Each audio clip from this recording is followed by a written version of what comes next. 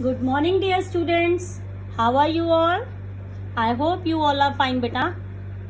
In the last video, we have already started the chapter of geography, that is manufacturing industries, and we have already studied the two agro-based industries, that is cotton industry and the jute industry. So now let's start with the third major agro-based industries, that is sugar industry. Clear? So in India stands second position in the world in sugar production and first position in the production of गुड़ and Khandsari. So India जो है बेटा वो ये second largest producer है sugar का. So India stands second position in the world in sugar production and also the production of गुड़ and Khandsari में तो ये फर्स्ट पोजीशन पर है. गुड़ और खांडसरी क्या होते हैं? ये भी शुगर केन से प्रोड्यूस होते हैं. इसको भी शुगर केन से प्रोड्यूस किया जाता है गुड़ और खांडसरी को. ओवरऑल हम देखें तो हम सेकंड नंबर पर आते हैं. चाइना बेसिकली फर्स्ट नंबर पर आता है. ये हम ऑलरेडी एग्रीकल्चर चैप्टर में पढ़ चुके हैं, डिस्कस कर चुके हैं वहां पर. So sugar mills are located in Uttar Pradesh, Bihar, Maharashtra, Tamil Nadu etcetera. So sugar mills usually located होती हैं मध्य प्रदेश में, महाराष्ट्र में, उत्तर प्रदेश में, तमिलनाडु में etcetera etcetera. There are so many regions, also Bihar में भी. Clear? Nearly 60% mills are located in the Uttar Pradesh. लेकिन इसमें भी जो 60% मिल्स हैं वो लोकेटेड हैं कहां पर? उत्तर प्रदेश में. तो लीडिंग प्रोड्यूसर कौन हो गया? Uttar Pradesh. Clear? And it is seasonal in nature and ideally suited for cooperative sectors. ये जो इंडस्ट्रीज है यह एक सीजनल इंडस्ट्री है, इसीलिए बोलते हैं कि ये आइडियली सूटेड है कोऑपरेटिव सोसाइटीज के लिए. ऐसी organisations, cooperative societies basically are those organisations जिनमें group of peoples actually work together. Right? तो ये तो हो गए हमारे 4 पॉइंट्स एक जनरल शुगर इंडस्ट्रीज के बारे में. अब हम बात करते हैं कि लोकेशन क्यों चेंज हो रही है महाराष्ट्र की तरफ. So what are the reason behind this for shifting of the sugar mills to the Maharashtra region? So look at the first point. First point is, in recent years there is a tendency for the mills to concentrate more in southern and western states, especially in Maharashtra region. So why do you think so? बेटा sugar cane industry के साथ में एक problem होती है. अब वो problem क्या है कि इसे स्टोर करना, टाइम के साथ साथ शुगर केन जो है वो अपना सुक्रोज कंटेंट लूज करता रहता है. उसी की वजह से आप देखते हो कि महाराष्ट्र में या वेस्टर्न घाट्स में ज्यादा इंडस्ट्रीज लगनी शुरू हो गई. Because sugar cane of these regions has to higher sucrose content and relatively cooler climate is good for longer crushing season. क्योंकि यहाँ का जो शुगर केन होता है वो सुक्रोज कंटेंट में काफी अच्छा होता है. और जो भी क्लाइमेट चाहिए शुगर केन को, it means cooler climate, cool climate, longer crushing season के लिए वो सब कुछ अवेलेबल है. यहाँ पर सब कुछ अवेलेबल होता है. तो अच्छी अवेलेबिलिटी है ना रॉ मटेरियल के लिए, तो ऑब्वियसली इंडस्ट्रीज वहीं सेट होती जा रही है महाराष्ट्र में. Clear? Now third point is cooperatives are successful in these areas. So cooperatives की हम ऑलरेडी बात कर चुके हैं, क्योंकि जैसा कि ये सीजनल इंडस्ट्री है, so cooperative सोसाइटीज के लिए अच्छी रहती हैं. तो कोऑपरेटिव सोसाइटीज जो इन स्टेट्स में है वो भी बढ़िया है. तो रॉ मटेरियल मिल गया हमारे को, है ना, क्लाइमेट मिल गया, कोऑपरेटिव सोसाइटीज भी हैं, तो महाराष्ट्र में हमें कंसंट्रेशन देखने को मिल रहा है ना. तो इसीलिए जितनी भी ये शुगर इंडस्ट्रीज हैं, these are the reasons for shifting of the sugar mill to the Maharashtra. Clear? So now move on to the next point, next topic regarding this industry, sugar industry, that is major challenges. Major challenges I have listed down the 4 challenges which were faced by the sugar industry. First one, just look at the first point, seasonal nature of the industry. Obviously individual ये अगर अब हम देखें एक individual इस industry के बारे में, तो हमने पहले ही बता दिया आपको ये सीजनल है, तो प्रॉफिट भी हमारा कैसा होगा? सीजनली होगा ना. तो प्रॉफिट भी सीजनल आएगा। Second point, old and inefficient method of production. ये तो मतलब मान लो सारी इंडस्ट्रीज के लिए पॉसिबल है ये वाले चैलेंजेस। सेकंड पॉइंट जो अभी हम पढ़ रहे हैं, old and inefficient method of production. अभी भी हम पुरानी चीजों पर निर्भर हैं। इट मीन्स ओल्ड टेक्निक्स को ही हम अभी भी अडॉप्ट कर रहे हैं, हम उसी पे ही डिपेंडेंट हैं। न्यू टेक्नोलॉजीज को यूज नहीं कर पाए अभी तक भी। Clear? So transport delay in reaching sugar cane to the factories.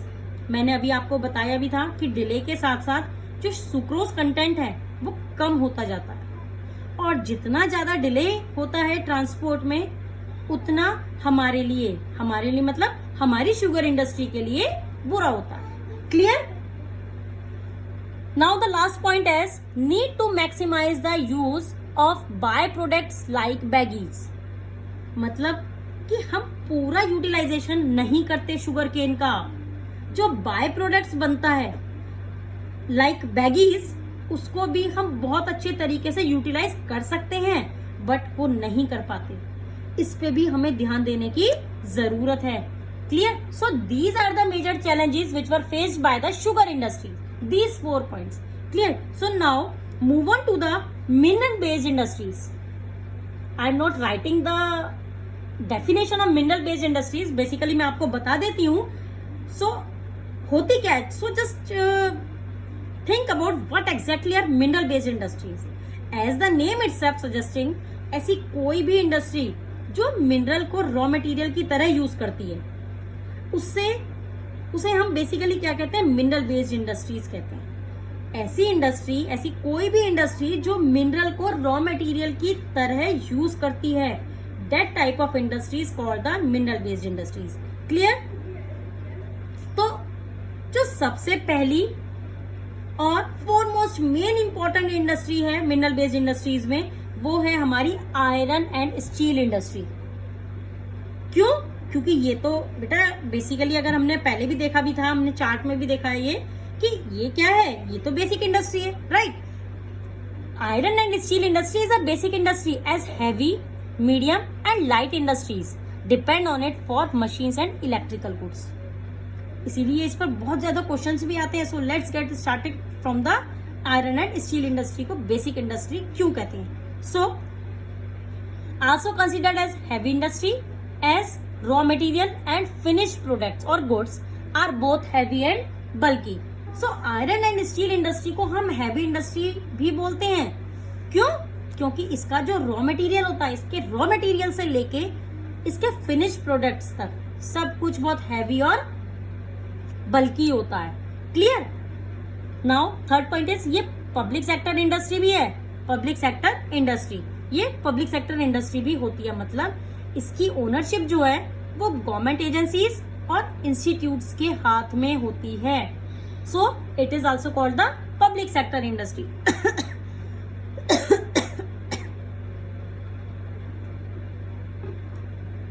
इसीलिए हम इसको पब्लिक सेक्टर इंडस्ट्री भी बोलते हैं।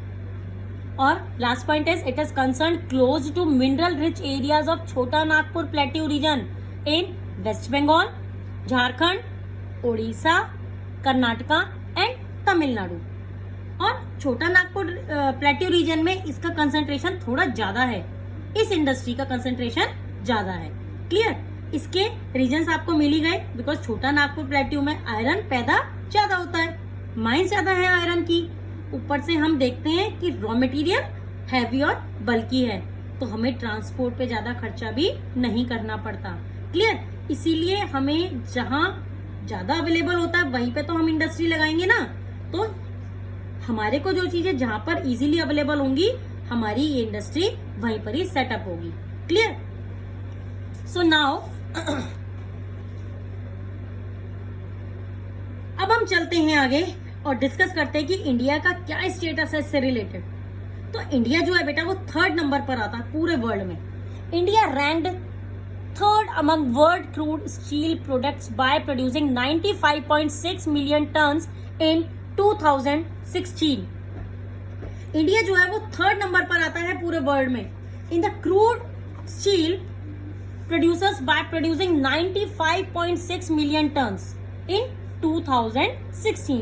तो ये जो 2016 का डेटा दिया है, डेटा से आपको कोई कंसर्न रहने की जरूरत नहीं है. You just have to remember कि इंडिया जो है वो थर्ड लार्जेस्ट प्रोड्यूसर है among the crude steel products. Clear. Now second point is it is the largest producer of sponge iron. लेकिन स्पॉन्ज आयरन जो है प्रोसेसर होता है इंडस्ट्री में, उसका जो है इंडिया लार्जेस्ट प्रोड्यूसर है इसमें. क्लियर. इसके ऊपर एक 1 मार्क का क्वेश्चन भी आ जाता है कभी कभी. सो स्पॉन्ज आयरन में ये लार्जेस्ट प्रोड्यूसर है और क्रूड स्टील प्रोडक्ट्स के लिए ये थर्ड पोजीशन पर रैंक कर रहा है. Clear. So now the third point is पर capita consumption of steel was 63 kg per annum as per 2016. अब देखिए पर कैपिटा कंजम्पशन की बात करें स्टील की तो 63 kg पर एनम रहती है. इट मीन्स पर कैपिटा कंजम्पशन का मतलब कि पूरी पॉपुलेशन के अकॉर्डिंग हम देख रहे हैं कि कितनी कंजम्पशन है हमारी स्टील की बेसिकली हमारी कंट्री में. तो समवेयर अराउंड 63 kg आती है as per the 2016 data. As I already told you कि डेटा के ऊपर आपको ध्यान देने की इतनी ज्यादा कंसर्न दिखाने की जरूरत नहीं है. You just have to be remember about the per capita consumption of steel was 63 kg per annum. Clear? Now the last point is, no sorry it's not the last, second last. In the 1950s China and the India produced almost the same quantity of steel. वैसे China ज्यादा करता है लेकिन 1950s में अगर हम एक time देखें उस टाइम पे जब इंडिया और चाइना दोनों मतलब बराबर का प्रोडक्शन करते थे, लेकिन उसके बाद क्या हुआ, चाइना आगे निकल गया. So today China is the largest producer and consumer of steel in the world. So China largest producer बन गया और कंज्यूमर भी बन गया. इंडिया अभी भी थर्ड नंबर पर है. अब देखो बेटा इंडिया कब फर्स्ट नंबर पर आता है, nobody knows. So anyway we will talk about more in this industry, mineral based industry, that is iron and steel industry. अभी इसमें थोड़ा सा बचा है. So we will discuss in the next class. Till then goodbye and take care students. Have a nice day.